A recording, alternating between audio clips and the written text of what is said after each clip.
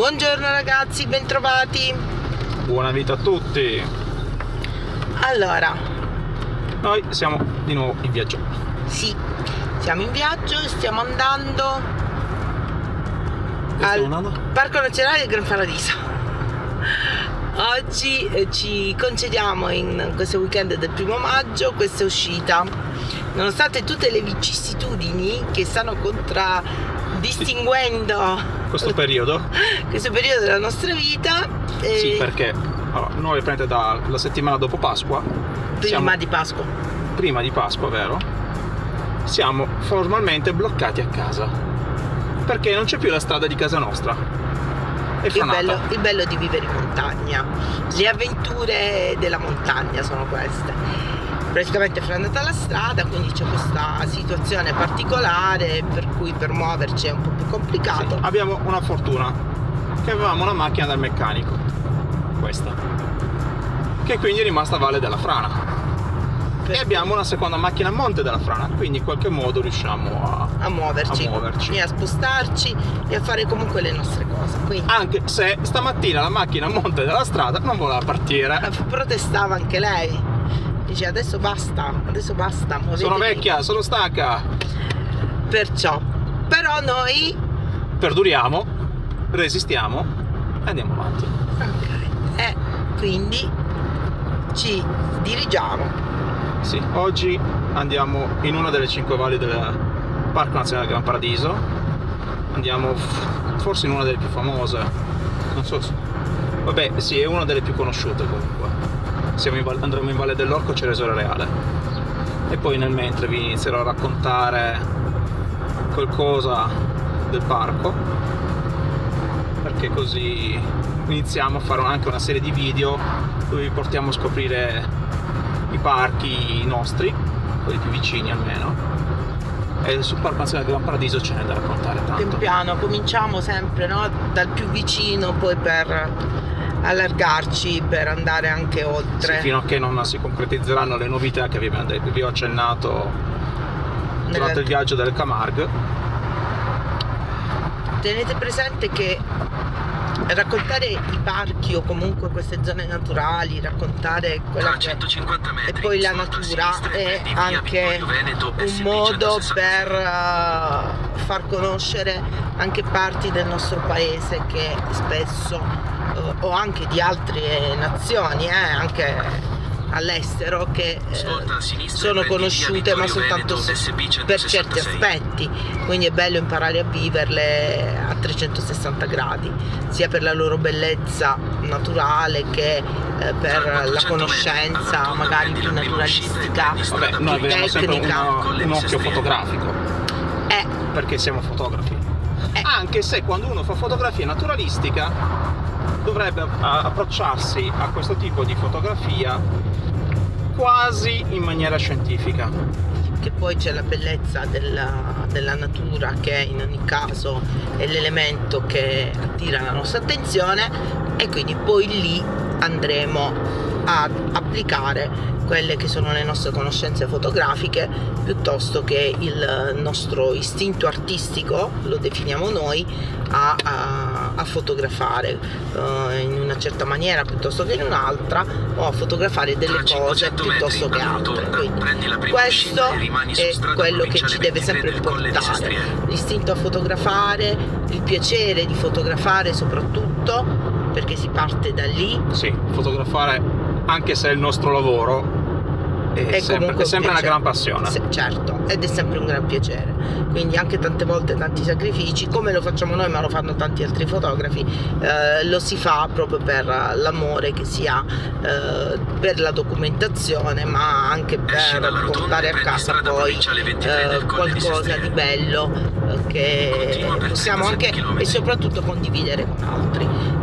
Questo è quello che ci piace molto, almeno a noi piace tanto condividere con gli altri quello che vediamo. Anche perché se fotografiamo solo per guardarci noi le nostre foto, ma non sarebbe bello. Perdiamo parte della fotografia, no? Certo. Come già dicevamo nel video sulla nostra mostra di viola, la fotografia è comunicazione. Esatto. Quindi se io ho piacere di fotografare qualcosa, anche perché voglio voglio anche comunicare qualcosa, quindi tenermela per me sinceramente ha poco senso.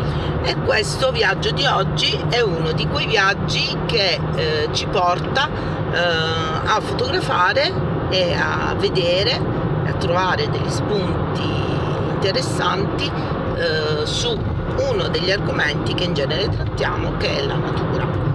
Quindi oggi vi portiamo con noi ad esplorare uno dei parchi anche più grossi, più importanti. Ma è soprattutto è il primo parco italiano. È nato ufficialmente, il parco è nato il 3 dicembre del 1922 e ha una storia bellissima che poi vi quindi racconteremo. ha più di 100 anni di vita questo parco, Che si- ed dovrebbe essere il secondo parco europeo, perché il primo parco europeo nacque 10 anni prima in Svizzera, quindi Diciamo che c'è una bella storia dietro, Tanto lavoro. una storia fatta proprio storia. di natura, fatta Passione. di persone, Sì. fatta di sacrifici, e che vi racconteremo man mano, passo dopo passo, che lo andremo a visitare. Ci sarà anche un bel racconto di questo pezzo del nostro paese, che poi non è solo italiano, perché No, il Parco Nazionale del Gran Paradiso è solo italiano.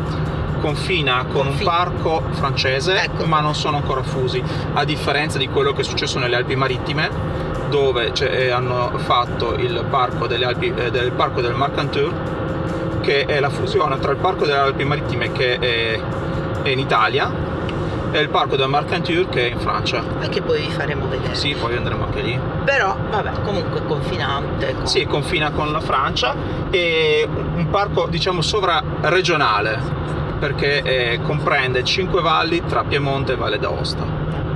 Oggi noi andiamo in una delle 2 valli piemontesi, la Valle dell'Orco, che appunto ha come diciamo capoluogo Ceresole Reale. Poi vi spiegherò anche perché Ceresole si chiama Ceresole Reale. Ma non tutto adesso, se no c'è tutto il Non video. spiegherai, racconterai. Racconteremo, sì. Noi raccontiamo, non spieghiamo. È vero, hai ragione. Non siamo professori, siamo esclusivamente dei curiosi che amano raccontare quello che vivono, quello che vedono, e portare agli altri la nostra esperienza. E poi ci sono ancora altre 3 valli in Valle d'Aosta, che sono la Valle di Cogne, la Val di Rem e la Val Savaranche. Bene. E intanto qualche pillola sul parco ve l'abbiamo data. Sì, che poi il parco gira intorno al gruppo del Gran Paradiso, che è l'unico 4000 interamente italiano. Orgogliosi di questo. È una curiosità, perché tutti gli orgogliosi. altri 4000 sono sul confine. Va bene, mi piace ogni tanto fare il nazionalismo. Sì, no, è tutto italiano questo. È tutto italiano, quindi ci godiamo questa cosa tutta italiana, magari in più step, in più tranche. Per forza, perché girare 5 valli in un giorno non è possibile. E poi la bella stagione ci consentirà anche di poter vivere e visitare il parco, che anche se per carità con la neve è tutto molto affascinante, però ovviamente è più difficile viverlo e Allora, raccontarvelo. adesso a questo punto devo fare una chiosa da ex alpinista. Se andate in montagna con la neve, qualsiasi percorso che andate ad affrontare non è più un'escursione turistica facile, comunque escursioni diventano automaticamente, con la presenza di neve, percorsi alpinistici. Quindi bisogna avere un po' più di attrezzatura, sia come vestiario, calzature e attrezzatura come ramponi, picozze, perché un attimo farsi male col ghiaccio.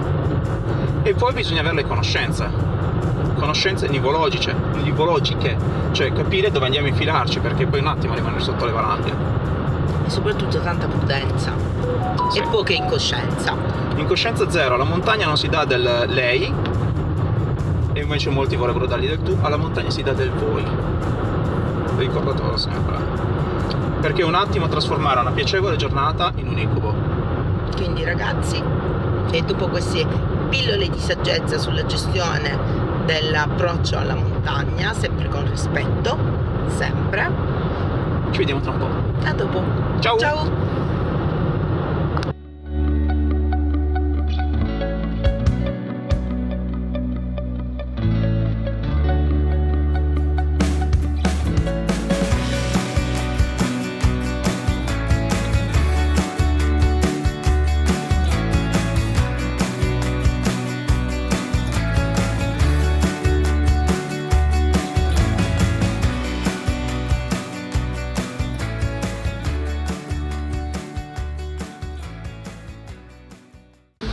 e siamo arrivati dove volevamo arrivare, neanche scesi dalla macchina, però non sono riuscito a vederli con l'action cam, ma lì si vede uno stambecco che sta mangiando, se ne vede anche un altro.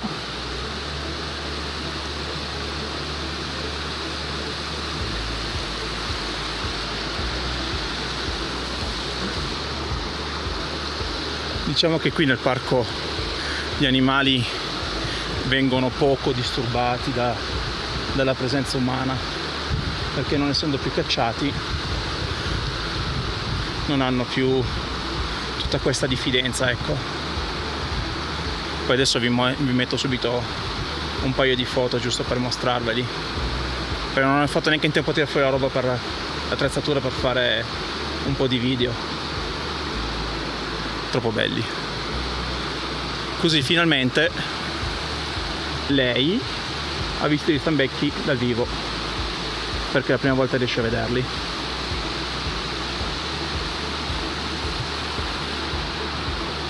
Faccio ancora 2 foto, ci vediamo tra poco.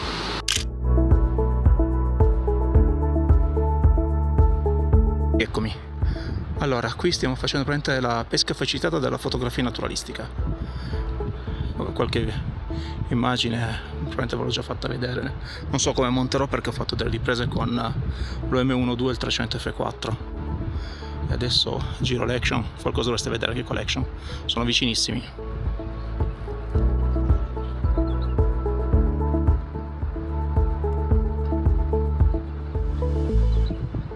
Potete anche vedere dove sta la strada, praticamente guardate, c'è lì le persone ferme con la macchina, lo stambecco sarà a 20 metri.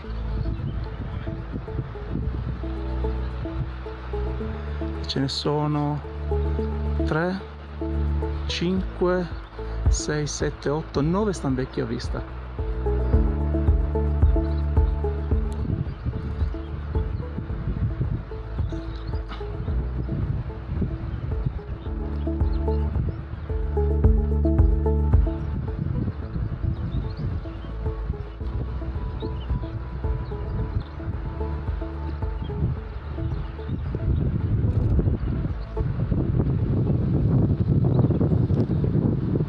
Diventa difficile non fotografarli in queste condizioni.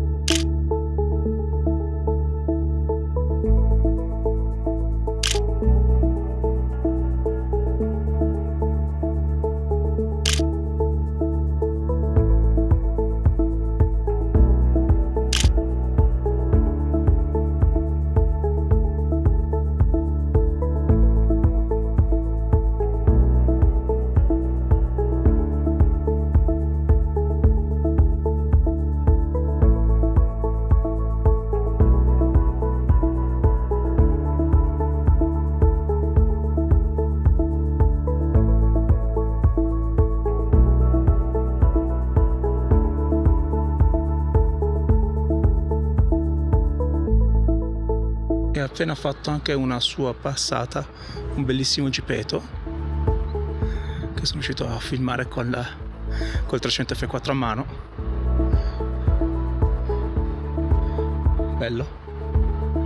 Bello, siamo appena arrivati e c'è questa magnificenza che ti attende. Adesso saliamo un po' di più perché ci hanno detto che ce ne sono altri 20 stambecchi qui vicino. Andiamo a fare altre 2 foto, siamo qui per questo. Siamo saliti ancora un po' visto che c'è gente mentre gli è attaccato al culo degli animali. Cioè, se vedi ancora un po' e guardate un po'. Sotto l'albero ci saranno almeno altri 10 stambecchi. Un po' più in là ci sono anche dei camosci.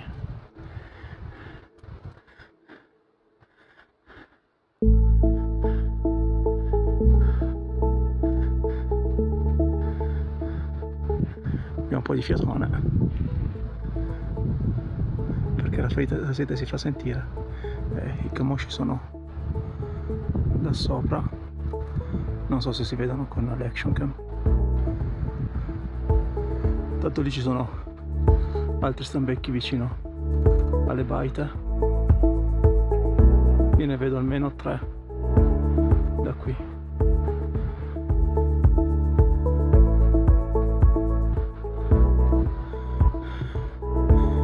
E oggi li vediamo. Che c'è, amore? No. Allora falla tu. Sì. Mi prendo a fare foto. Sono qui, mi fregano l'attrezzatura.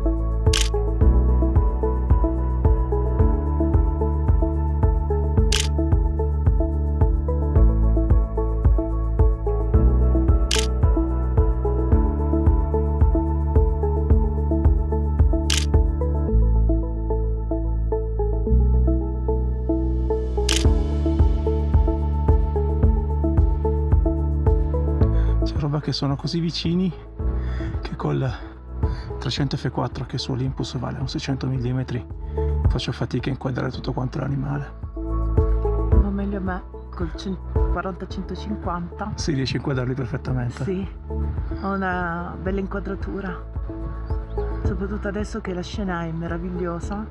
Sì, penso che adesso si riesca a vedere bene anche con l'action cam.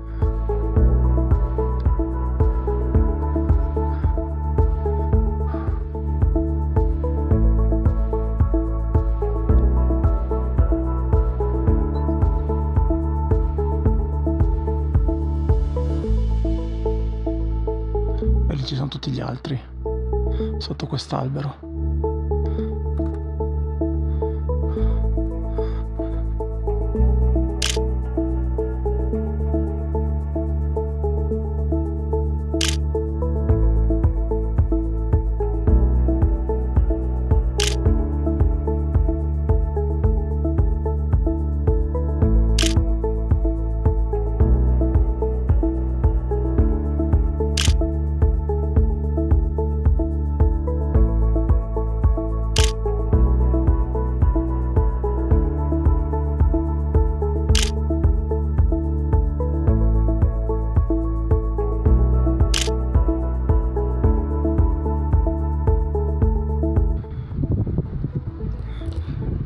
Allora amore, com'è?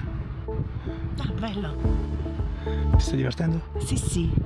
Te li stai godendo? Sì, sì. Non è la prima volta che veniamo qui, però è la prima volta che Tu riesci a vederli da li vicino? vedo così da vicino, sì.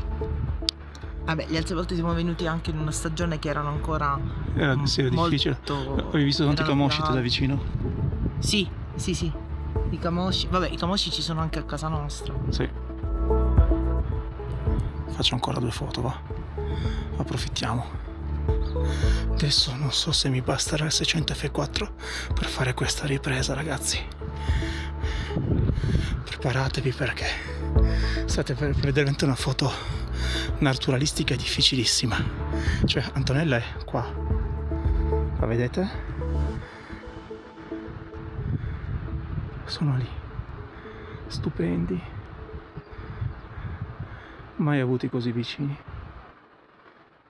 Facciamo una radiografia per 300? Sì, posso contare i peli nel naso.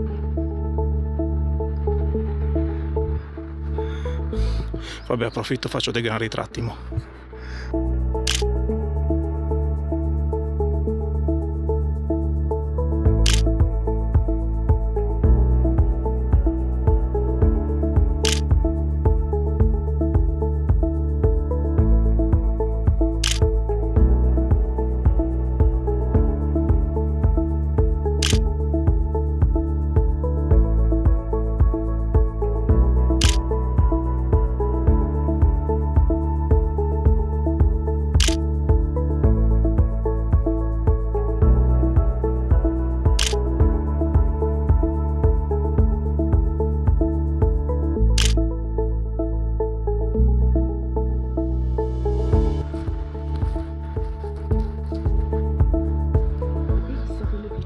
Sì, gli ho fatto un bel ritratto. Quello come si chiama? Ok, buchetin.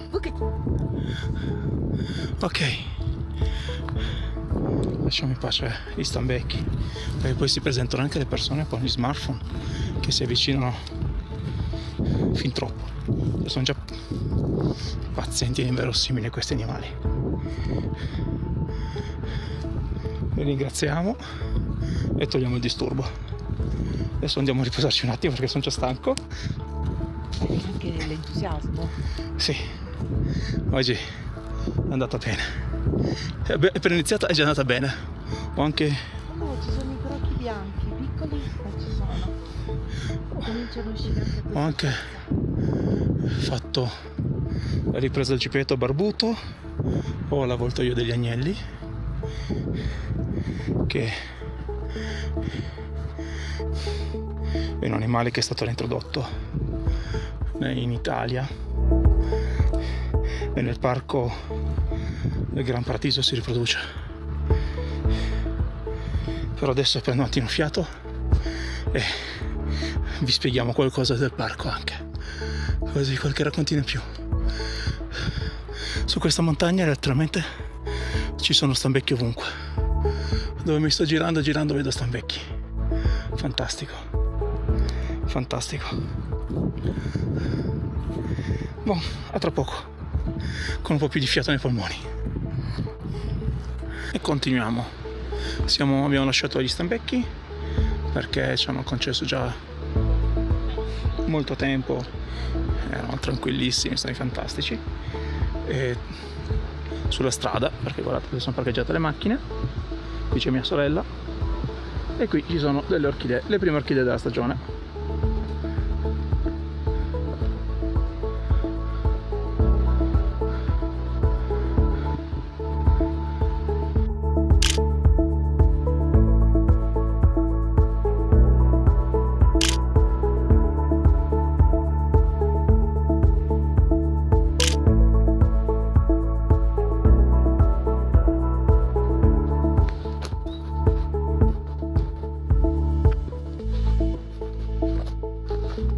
Allora, eccoci qua di nuovo.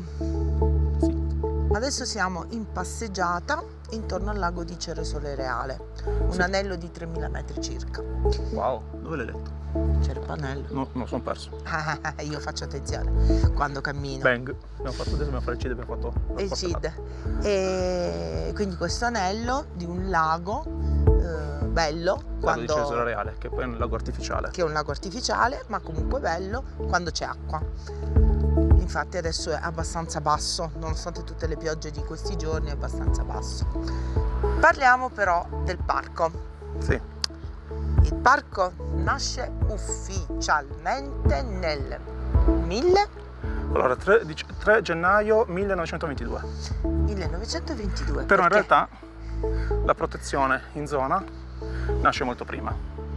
Nasce nel 1856, quando il re Vittorio Emanuele II creò la riserva di caccia di Ceresole Reale e Cogne, e contemporaneamente creò anche un'altra riserva di caccia nelle Alpi Marittime, quella che poi diventerà poi il Parco delle Alpi Marittime. Perché creò questa riserva di caccia? Perché all'epoca si davano per estinti gli stambecchi sull'intero Alcolpino. E esisteva soltanto più un nucleo di stambecchi, proprio qui nel gruppo del Gran Paradiso, e appunto per, tra virgolette, proteggere questi stambecchi creò questa riserva di caccia, che poi in realtà il re e la corte e gli altri nobili che lui invitava nelle sue battute di caccia in realtà potevano venire qua a cacciare. Anche se comunque sia, contemporaneamente alla creazione di questa riserva di caccia promulgò anche un regio decreto che prevedeva il divieto di caccia su tutto il territorio nazionale allo stambecco. Quindi in fin dei conti lo stambecco è protetto da allora. Ed erano veramente poche centinaia di animali, mi sembra un 300 animali vivevano ancora qui nel parco. Però c'era la protezione soltanto per i stambecchi, perché ad esempio tutti gli animali che venivano considerati nocivi vennero abbattuti, quindi aquile, poiane, cipeti, linci, O comunque lupi. suscettibili di abbattimento. No, venivano proprio abbattuti perché comunque si pensava che danneggiassero la popolazione di stambecchi. All'epoca c'era anche abbastanza forte il bracconaggio, ma anche perché era un bracconaggio per sussistenza. Le persone uccidevano un animale e potevano mangiare. Cioè pensate nel 1856 non è che c'erano i supermercati, intensivi, i supermercati, quindi cioè, l'economia era un'economia di sussistenza in montagna, continuava a camminare. continua. E quindi Diciamo che la riserva nasce fondamentalmente come riserva di caccia sì, del re e della sua corte e dei suoi cortigiani. Dopodiché invece viene effettivamente istituito un parco proprio per la protezione di quelle che sono allora il parco in realtà gli viene animali istituito selvatici. per problemi economici, Sì. perché dopo la prima guerra mondiale la corte era a corto di soldi e quindi decise di regalare allo Stato italiano questi territori naturali, anche perché il re dell'epoca non era un amante della caccia, e quindi regalò allo Stato questi territori e lo Stato convertì queste riserve di caccia in parchi naturali e si creò appunto il Parco del Gran Paradiso, che fu il primo parco italiano, seguito a breve distanza dal parco dell'Abruzzo, che adesso noi conosciamo come Lazio, Abruzzo e Molise. Sì, adesso è stato ingrandito. Sì. E però questo qui fu proprio il primo parco istituito in Italia. Il parco più antico d'Italia. Sì. Contestualmente alla creazione della riserva di caccia, il re creò il corpo delle guardie caccia. Inizialmente erano un gruppo di militari, dei dragoni a cavallo, e questo reparto era un reparto che aveva il compito di precedere la colonna armata e di preparare le strade. E queste capacità ingegneristiche da genio militare di questo reparto verrà poi molto utile per la vita del parco e prima della riserva di caccia. Poi a questi militari vennero aggiunti però dei guardiacaccia assunti tra la popolazione locale, e queste per combattere il bracconaggio semplicemente vennero assunti i bracconieri. Così queste persone avevano di che sfamare le famiglie perché lavoravano, erano pagati e contemporaneamente Sapevano come muoversi anche nel parco. sì, perché sapevano stare in montagna, infatti, sapevano dove stavano gli animali e potevano in qualche modo limitare l'attività di bracconaggio di altri potenziali bracconieri. diciamo che è come si dice chiodo scaccia chiodo, si è usata la stessa arma che depredava il parco fondamentalmente Sì. per salvarlo. E questo diciamo che contribuì notevolmente a incrementare il numero di animali presenti poi nel parco, facendo un salto temporale dai 300 animali più o meno ancora presenti nel parco al momento della creazione del parco, si arrivò all'inizio della seconda guerra mondiale con 2-3 migliaia di animali presenti nel parco, quindi insomma da 300 era un bel aumento. Una bella cosa anche per il parco e per la natura, che qui comunque ha ritrovato da un certo punto di vista anche il suo equilibrio. Sì. Adesso parliamo un pochettino di Ceresole. Prima di parlare di Ceresole facciamo vedere. Sì, facciamo vedere il lago con poca acqua. È il lago con poca acqua, però gli facciamo vedere un bello scorcio. Vai. A dopo.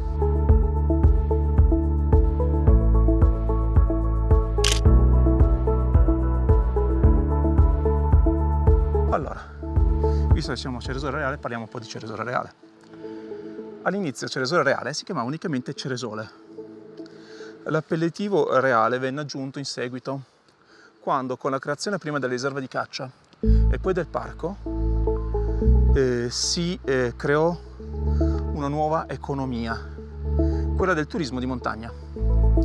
Quindi a Ceresole iniziarono a nascere gli alberghi, piccolissimi, rifugi, cose a conduzione familiare e iniziarono anche a crearsi le prime guide di montagna, le guide alpine, per portare i nobili su in montagna. E appunto Ceresole venne scelto spesso dalla famiglia reale come luogo di villeggiatura e per questo guadagnò poi il nome di Reale. Questa piccola curiosità, appunto, con anche lo sviluppo dell'economia che riuscì a portare un po' di ricchezza alla zona. E mi sembra corretto dirlo agli amici che ci seguono. Sì. Perché è una curiosità. Insomma, qualche curiosità, anche perché poi il posto è molto bello, molto carino, quindi per chi non lo conoscesse... Sì, e continua a essere un gran bel posto per la sì. villeggiatura. Infatti. Ci sono tante aree camper, campeggi. Tante aree sosta camper, gratuite, libere, a pagamento, il cui pagamento è anche molto, molto economico, sì. Bisogna dire. Sì, non eccessivo. Infatti, merita davvero, rispetto a quello che anche c'è in giro, è davvero interessante. Quindi chi ha il camper, chi ha i mezzi, chi ama fare anche campeggio, chi vuole affittare. o chi vuole affittare un appartamento, qua ci sono tanti alloggi, tante stanze, tanti alberghi, ma più che altro perché comunque qui è un tipo di villeggiatura slow.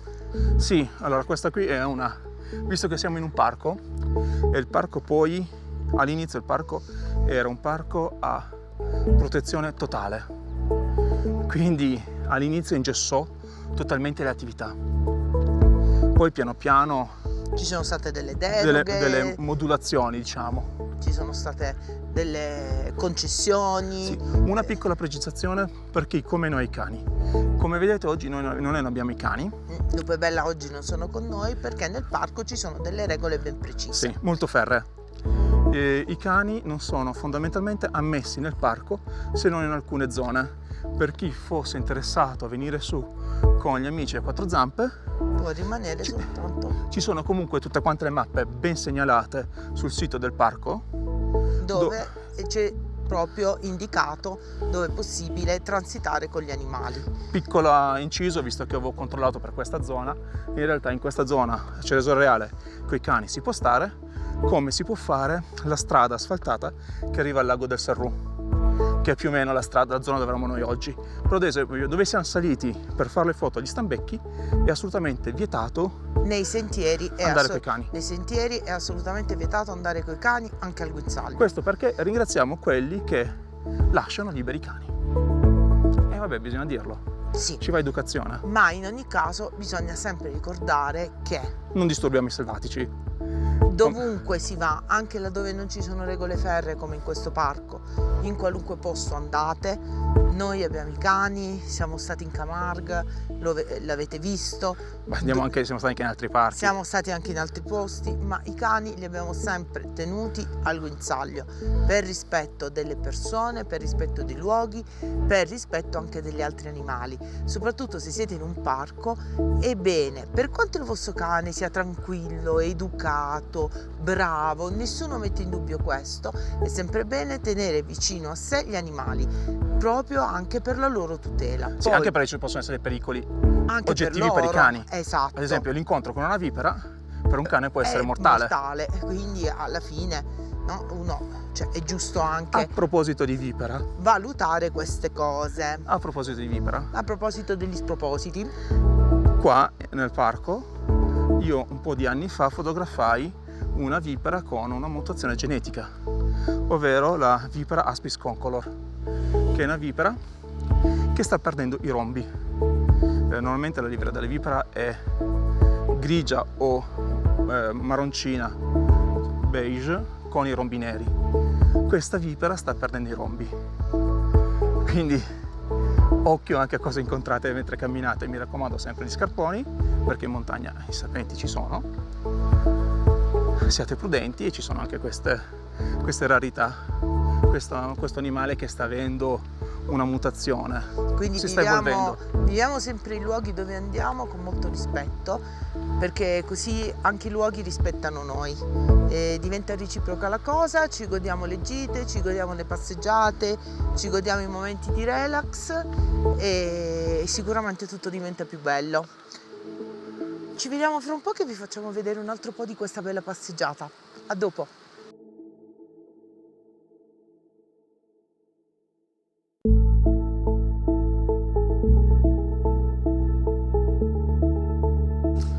Allora,